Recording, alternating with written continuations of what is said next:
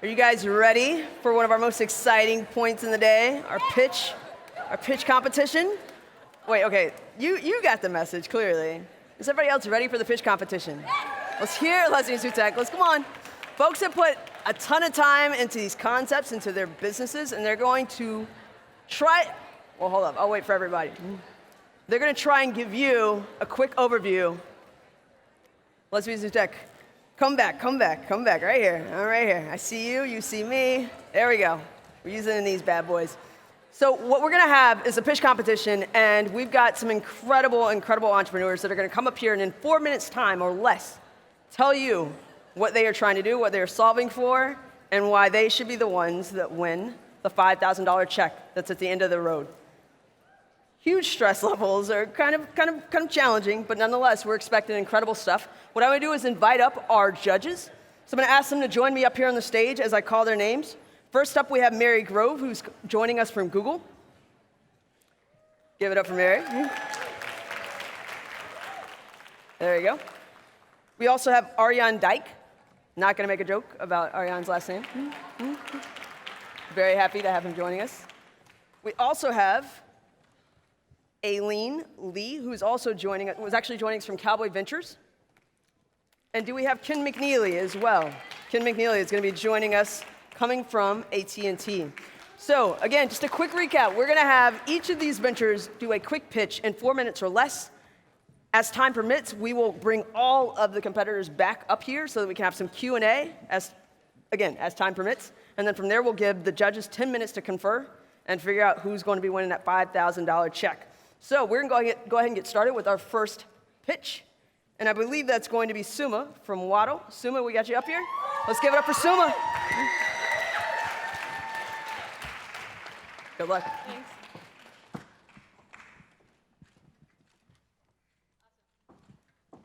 Hi, everyone. Can you hear me? All right. Hi, everyone. My name is Suma, and I am the co-founder of Waddle. I want to start by asking you all a question. How many of you have ever suggested a favorite bar or restaurant to a friend? Woo! All right, I have great news. So Waddle is built for you. We make it easier to give and discover places through your friends. Waddle is a simple mobile discovery application that aims to make friend-to-friend discovery easier.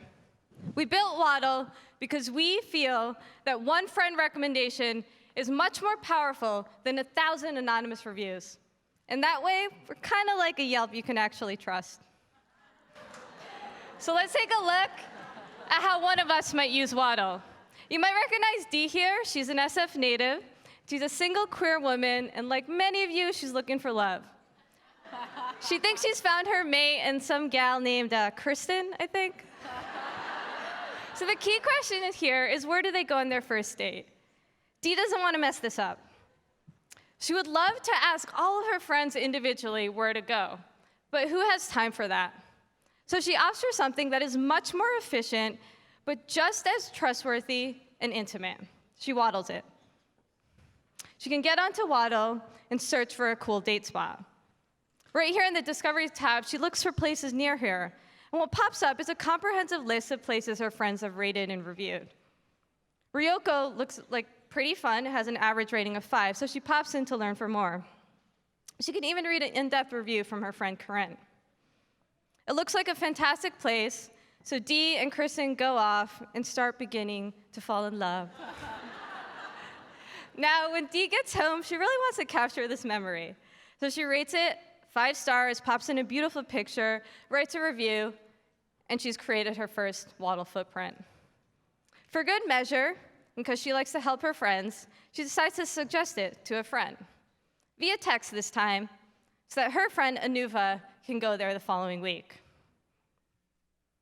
And for those of you guys who use Instagram, don't you worry, we figured out a method to save your Instagram post to Waddle, just by adding @SaveToWaddle to your Instagram post. This way, your friends can really easily discover the places you've been. So there you have it. That's a quick snapshot into Waddle. So some people have called this kind of crazy because we're trying to take on the big boys and literally the boys of Yelp. But we believe we can do this because we think we can succeed where others have not. The reason? Our simple goal is to build a community made up of you and your friends, seeking and giving suggestions to each other. And we'd love to incentivize you to do that, because wouldn't it be cool if you got rewarded to give suggestions? We'd love to partner with restaurants who understand the value of friend-to-friend recommendations. It's so much more valuable than just some random ad. And how are we going to execute this? Through team. So this here is my technical co-founder, Vishal. He actually passed away this past November suddenly, and it was a really pivotal moment for our team and quite a devastating time for all of us. But we decided to push forward because, one, we really believe in the vision of Waddle, and we believe in each other. The Waddle team is stronger than ever. We have 3 full-stack software engineers, a Cornell-trained computer scientist who specializes in algorithm design, someone who's raised $1 million in funding before, people who have started ventures and exited ventures, and a RISD-trained designer, illustrator, and cinematographer. Through this expertise, we've been able to raise a seed round of over $100,000, released our alpha this past summer to about 80 users, and we're gearing up for our summer beta release soon. Even got to hang out with Obama.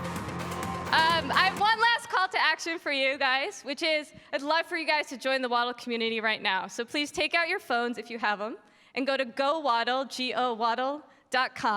and sign up for the beta. Thank you so much, everyone.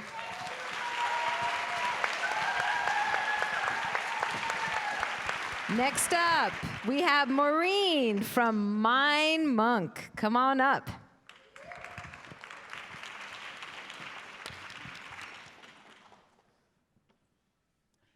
Hi, everyone, judges. My name is Maureen, and I am the founder of Mind Monk. By a show of hands, how many people in here have experienced stress in the last month? Okay, keep them up. What about anxiety? Keep them up. Grief, keep them up. Frustration, anger, heartbreak, baby mama drama. Look around the room. Life happens, and we get it. But the problem is that oftentimes we're pushed to our breaking points because we don't have enough coping strategies. And it begins to cost us. It costs us in health, the quality of life, and a boatload of money to seek professional help. Our solution, Mind Monk, an intuitive meditation app that aims to understand how life happens to you. Over time, it would evolve to provide solutions that help you improve your overall wellness. So before we started working on Mind Monk, I wanted to understand what the use cases around meditation were. And what we found were that 30 million people have either tried or practiced meditation regularly. That number is both astounding and exciting to us. 2 million people practice meditation digitally, and that's just on one platform. So we continued our market research, and we found that the global wellness industry, it's huge. So we're not gonna tackle it all right now. So let's focus in on our sector, which is the mind, body, and fitness. As you can see, it's $486 market. So now we have a problem, solution, and a huge market to address. In understanding the possibilities here, I want you guys to understand exactly how Mind Monk works.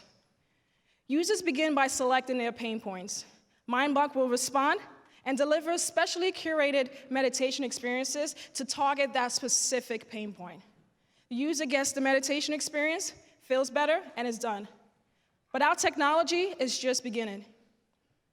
Mind Monk stores and analyzes information, pattern, and behavior to provide users with solutions and answers. Now, when we were building Mind Monk, we wanted to make sure that any and everyone can access it, which means that we needed to have a very simple and straightforward pricing model. At our basic level, Mind Monk is at no cost to our users. But for those who are looking to truly change their life, Mind Monk is available at $12 a month. That will give you deep insights and solutions that we're providing. And for all the super savers, you know the folks that have to get that year in advance, right? So we've got you covered. And so for $120 a year, you can access all the benefits that MindMonk has to offer. Now compare that to the hourly cost of a licensed therapist. So some of the successful marketing strategies for our industry has been search engine optimization, social media, and PR. So we definitely will be utilizing or leveraging those channels, but specifically one that's underutilized in our industry, which is email marketing. Now, what makes MindMonk really special and unique is that we're approaching this in a different way. We're approaching this by getting to understand our user, getting to learn our user, and provide solutions that target our user. There's a lot of meditation experiences out there, and they're all great. I've tried them, trust me. But the problem is, they don't collect enough data to address that user's specific needs. Consider MindMonk like a special personal coach, right? Someone who's there to listen as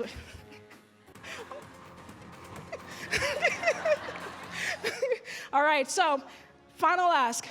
So we're going to be launching, right? We're opening up a wait list for about 500 folks who want to try MindMonk, right? And so that means that we wanted to give the Lesbians Who Tech audience the first dibs. So if you are interested in signing up for MindMonk, please do so.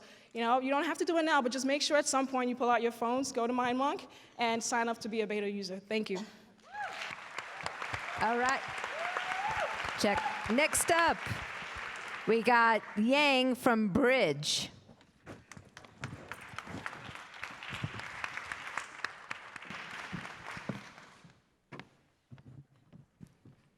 Good afternoon, everyone. Hello, judges.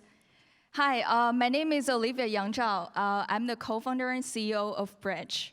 I'm thrilled to have this opportunity to talk to such a brilliant group of people about my company.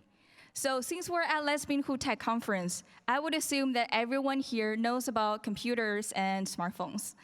But have you been ever asked questions to like, how to use this app, or like, how to do that online by friends and family? Did you find the experience of teaching them or showing them technology more challenging than you imagined? Thank you for the laugh. I'm sure you all have similar experience. Like me with my mom, that's where my idea came from. So yeah, thanks to her. So at Bridge, we're trying to tackle these all too common problems and help people learn technology at their own pace in an engaging and interactive way. So what is Bridge? Bridge is an online learning community that provides user-generated tutorials to teach the technology that improves people's quality of life. We aim to provide the confidence of learning technology, and in the process, elevate the burden of teaching them from friends and family, especially their children. Thank you for the laugh again. Yes. Right here, me, one of them. Okay, so Bridge helps deliver interactive and immersive lessons through innovative methods. What are they?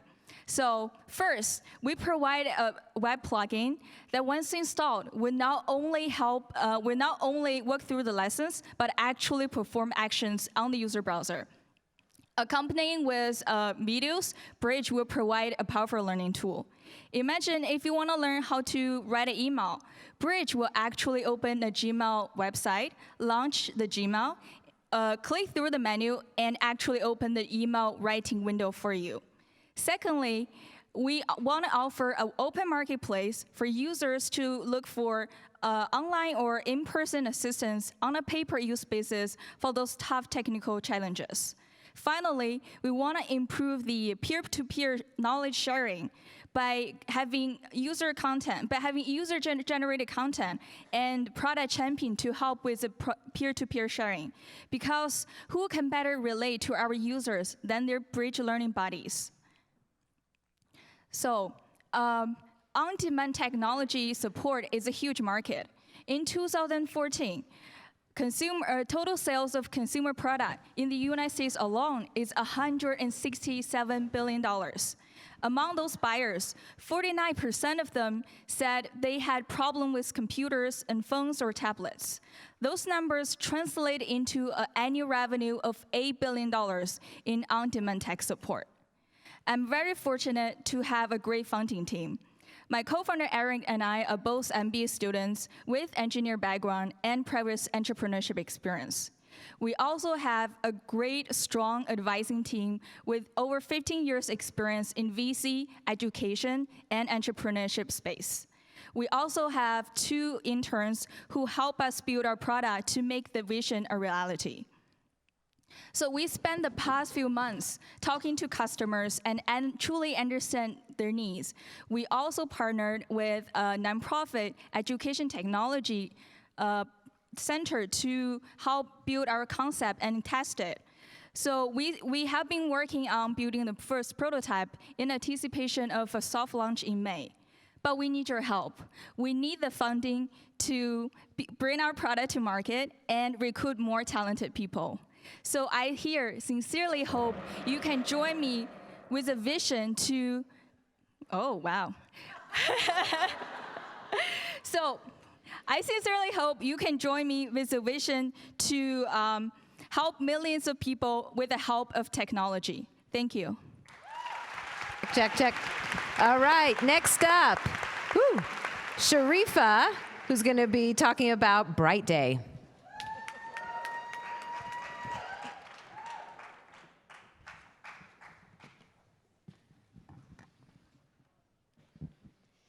Okay, hello everyone.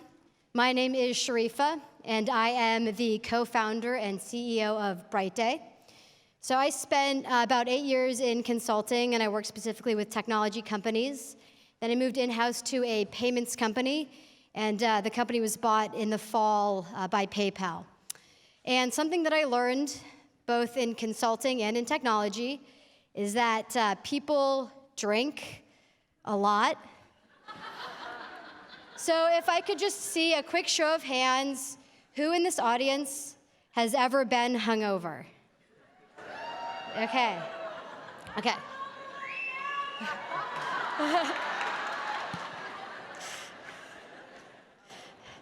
Okay, so like you, Amy, and others in the audience, about 73% of Americans say they've experienced a hangover.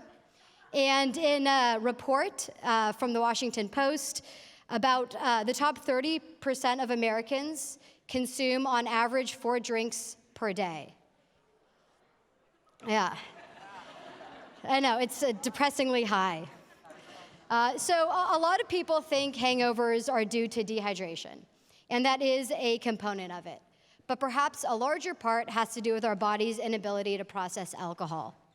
So in short, when you drink, your liver releases a toxin called acetaldehyde. Now, you also have an enzyme called glutathione, which turns the acetaldehyde into acetate, which is something you can more easily flush from your body. Now, the issue is we don't have enough glutathione, and that's why when we drink, we end up feeling nauseous, we have a headache, and we generally feel like pretty bad. So what Bright Day is it's an antioxidant, some antioxidants that are precursors to glutathione, alongside vitamins and nutrients to help you more efficiently process alcohol. Now, the value proposition, the biggest one is obvious, reduce feelings of hangover. But as a result, you feel more productive and you have more energy the next day. Now, this is important because our target audience is working professionals. When we started on this journey, we were debating on going for a younger sort of party crowd versus the working professionals, and we ended up going with the latter for 3 reasons. Number 1, younger people are less prone to hangovers. Number 2, binge drinking. And number 3, there's a slew of products already targeted at that market. And then third, you can enjoy your evening, your happy hour with colleagues without worrying about your 9 o'clock meeting. Okay, so the market dynamics, if it wasn't obvious, are very positive. In a study we did last year of about 200 people, there is low category awareness at 2%, but there's a high willingness to try. So even if we discount that 50% because it's probably overstated, there's still a large opportunity. In addition, the large category awareness suggests that if we can just get the marketing right, we can be a leader in the space. We're bringing on a marketing person to help us with that hopefully later this week. There's growth in the supplement industry. There's a high repurchase rate among current customers, so the vast majority of customers who purchase their first bottle will come back. And if you pair that with a 70% gross margin, that leads to a pretty attractive customer lifetime value.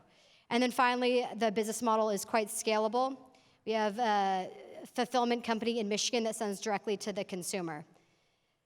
Some quotes from some happy customers. We are on Amazon and Amazon Prime. But if you go to our website and use the promo code LWT20, you get 20% off. Thank you.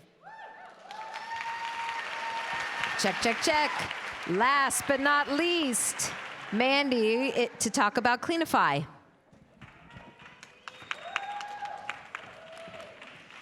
Hello, everyone, judges. Are you guys as stoked as me right now to be sitting in a room full of amazing queer people who are kicking ass at tech? Woo! All right, well, I'm Amanda Potter. I'm the co-founder of Cleanify, and Cleanify is a SaaS-enabled marketplace for cleaning services.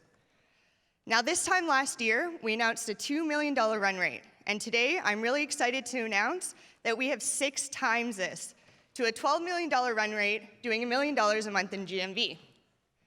Now, the cleaning industry is huge. It's a $100 billion North American market with over 500,000 cleaning services. But the problem with the industry is that 90% of cleaning services are going to go out of business within the first 6 months. They're lucky enough to survive, they're going to lose over 60% of their client base each year due to mismanagement. And this is where Cleanify steps in. Cleanify offers cleaning services freemium tools for marketing, operations, and payments. And with the business data that we gathered, we power a consumer marketplace where you're able to access real-time pricing, availability, and reviews of every cleaning service in your neighborhood. Now, back when I was in university, I started a small cleaning company. And through this, I saw firsthand the struggles in the industry. Our founding team has been a part of 2 acquisitions, and just this past year, we've attracted top talent from all of our competitors. Diversity is extremely important to Cleanify. 2/3 of our founders identify as gay or lesbian, 50% of our team are women, and 50% of our team also are people of color. Thank you. And the reason why we're able to attract such amazing diverse people is due to our social impact mission, which is to create millions of jobs and help these cleaning services become more sustainable. Once again, I'm Amanda Potter with Cleanify. We're on a $12 million run rate, and if you want to check us out, use this promo code on the screen for $50 off. Thank you.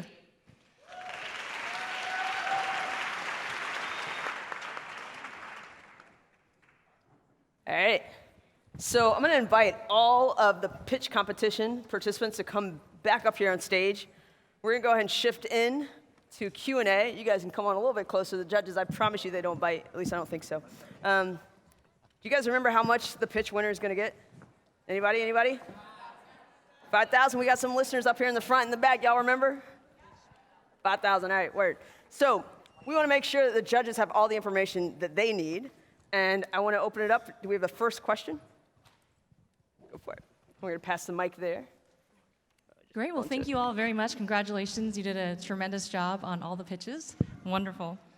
So my question is for Sharifa from Bright Day. Excellent job. Hi, thank you. Thank you. So I'm curious if you can tell us more about, is this an off-the-shelf vitamin solution, or is there anything that you're encountering from an FDA or regulatory perspective? And are you actually manufacturing directly? Yeah, so we are manufacturing in the US. Our manufacturer is in New York, and the facility is FDA regulated. It is a nutraceutical, so the actual product is not, but the components are all various antioxidants you can get off the shelf. So it's not like there's any snake oil or anything sort of other than just a lot of vitamin B's, C's, and others. Olivia, Bridge, love the idea.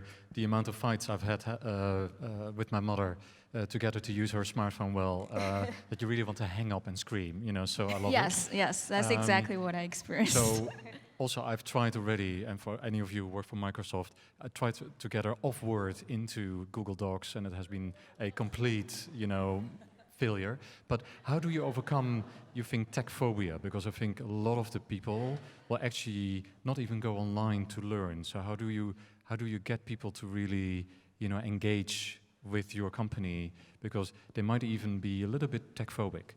Yeah, I agree. That's a great question, actually. We did intensive research on that. We try to understand why some people just refuse using technology. And what we find several reasons. The first reason is that their fear. They don't understand what technology is, and they also don't see what good it can bring to their life, can benefit their life. So they do not want to touch something that they don't know. The second reason is from a human perspective, they do not want to look stupid. They do not want to feel like they don't understand what's going on or they're afraid of failure. And because of those reasons, so we try to create something that's really step-by-step, straightforward, that is low margin to error and dummy-proof. This is our whole concept. This is the culture of our company. We want to make it really simple and really interactive and make it really fun and really speaking to them. So we have we have advising team who have experience of senior education, especially for elder people. So we try to understand their mentality and toggle from there.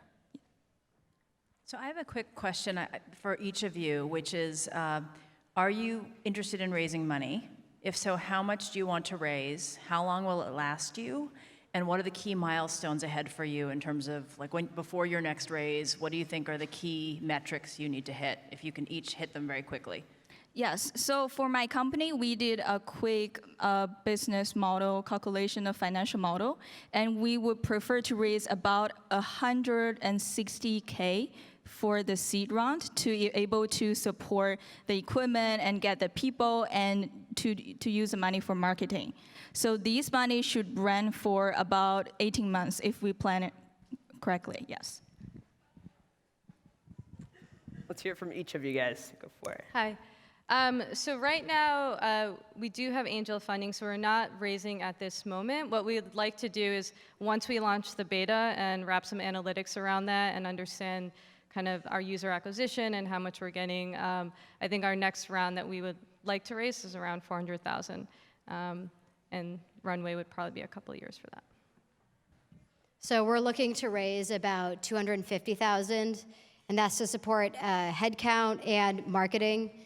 As you can imagine, as I mentioned earlier, with the low category awareness, I think getting that right is going to be really important. And so we've been doing some digital stuff on Amazon and Facebook and Instagram, but we really want to ramp that. And I think within 18 months, that'll actually give us the cash flow we need to generate enough revenue to stop there. I don't know if we're going to need too much beyond that, I hope. Great question. So we are raising seed. At this point, we have a prototype, and so what we're looking to do is just validate the market. So that's exactly where we're at. Yeah, that's where. Thank you. 100K is what we're trying to raise for seed. Thank you. So this time last year, we raised 1.8 million in seed, and we still have some runway left, but we are currently raising another round right now. And our next goals are going to be to enter 10 new markets. I think everybody is raising $5,000 actively. And right now I'm raising $5,000. Next question. I have a question for Morgan. I was curious about the curated meditation experience, and I wanted to know whether or not your app was able to record or memorize conditions that a particular end user might have over a period of time and come back and repeat and recognize whether or not there were recurring symptoms for a particular end user. Right, and so as I mentioned, what we have now is the current prototype. And that's the goal, is to be able to record all those details, how the user, the feelings, and so forth, and recognize the pattern behind that. So it's currently a prototype, and we're starting to test it out now. So it's really difficult to answer that exact question because we don't have the actual data right now. Thank you. Great. Maybe I can ask a quick question. Cleanify, Amanda. Marketplaces are tough. You have consumers, you have suppliers. Is it an integrated kind of an open table way that you can more or less book cleaners on a certain day at a certain time? Or is it more a marketplace where you go and then you call the cleaner?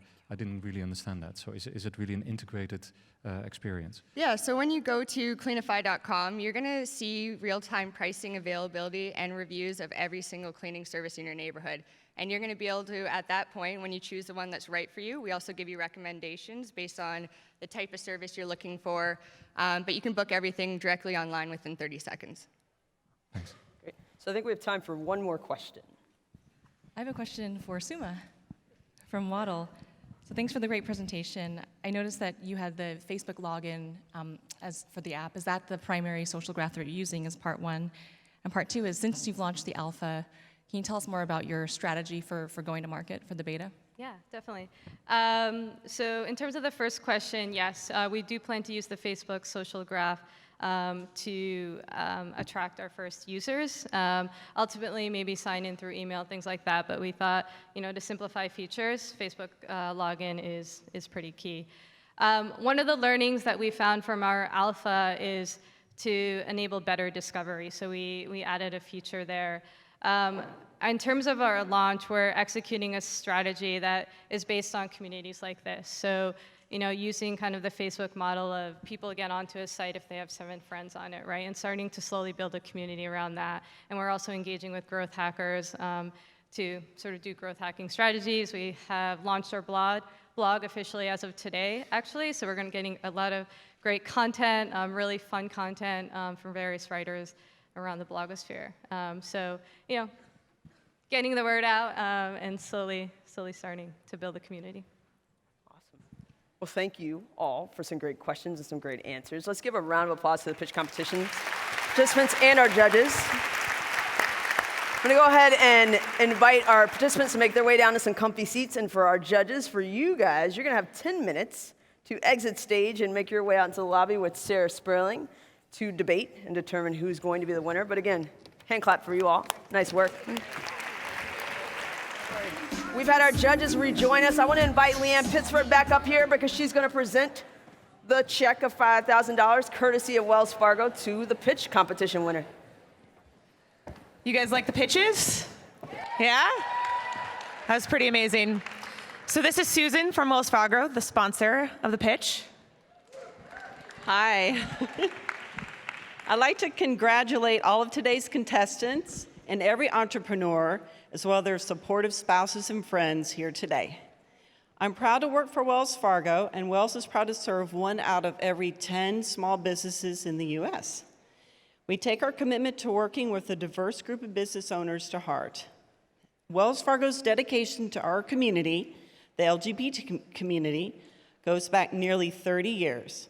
And we're proud to support wonderful organizations like the National Center for Lesbian Rights, the National Gay and Lesbian Chamber of Commerce, and of course, Lesbians Who Tech. The talent represented here today reminds us that women make up one of the fastest growing segments of entrepreneurs in the country. We truly value the important contributions that all women make to our communities. Wells Fargo wants to make sure that you have the financial tools and support you need to build and grow your businesses. So 2 years ago, we committed to lend $55 billion to women-owned businesses in the U.S. by 2020.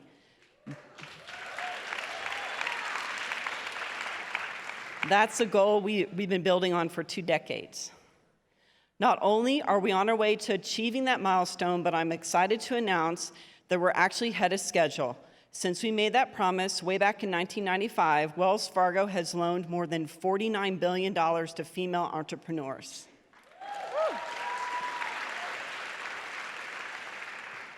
I'm proud to work for a company that's so affirming of our community and so dedicated to helping you succeed.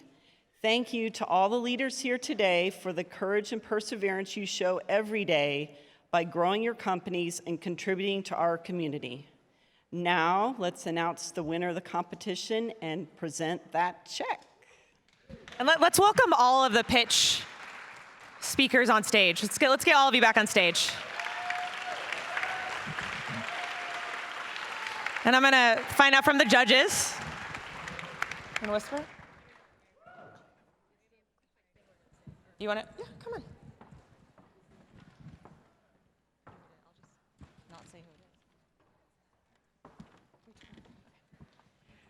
Great, so first we want to start by congratulating all 5 founders. Your pitches were extraordinary, powerhouse. We as a panel of judges recognize it's super difficult to get that much information across in such a meaningful way in just 4 minutes, so incredibly impressive on all fronts. It was a very difficult deliberation for us.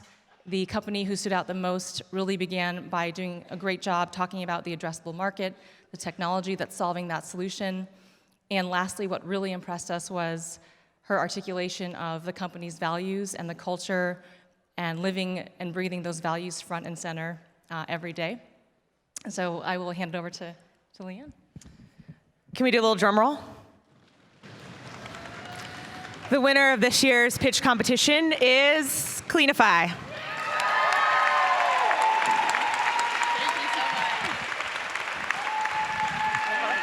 Let's take a photo.